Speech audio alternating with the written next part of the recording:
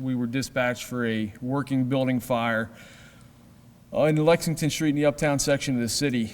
The calls were multiple.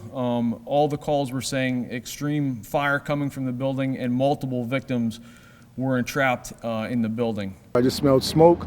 I heard the commotion. Started running over this way because I know my brother lives over this way. I get over here and you could see the house was engulfed in flames, probably about 2 feet coming off the porch. And everybody was panicking about the children still being in the house. Everybody did what we can. We tried to enter the building. We tried anything we could. There was ice and water coming down the poles, so we couldn't climb up on the second story.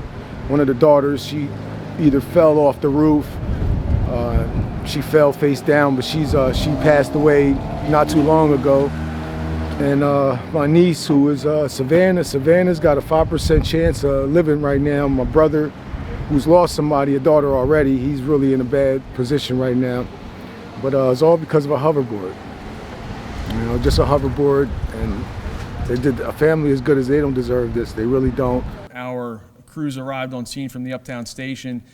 The building was essentially fully involved in fire, and we had multiple victims that they were in the process of rescuing.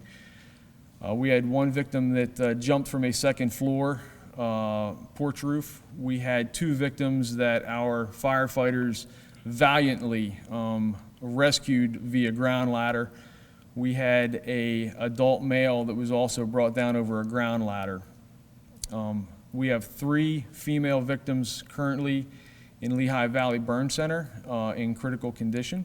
I believe that we could work as a community rather than officials coming here and, you know, crowd controlling, and, you know, you got your family and loved ones going through something and they want you standing behind a line when they're not even running into the fire. They're not doing anything to save a child.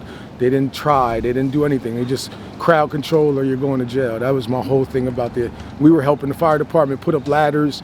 Then as soon as the police department come, they're crowd control. It was a horrible situation. They could have went through the house next door. They could have broke through that wall and went in there and saved my niece. And then we was trying to tell them, just go through the wall, and they just kept putting us off. And now my niece she might die.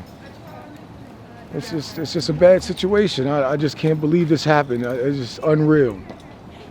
I'm gonna get there and get to my family now. But thank you, man. At that time, at the 2020 hours,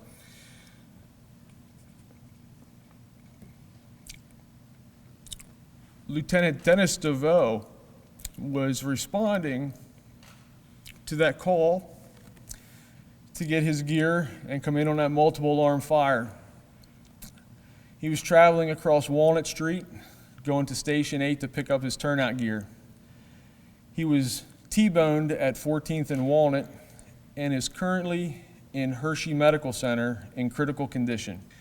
It's been a long night. We have not been home since yesterday at 7 o'clock in the morning, so it's we're going without sleep right now. And you know, just please keep the troops in our thoughts and prayers. These guys go above and beyond every day of the week for the citizens of our great city.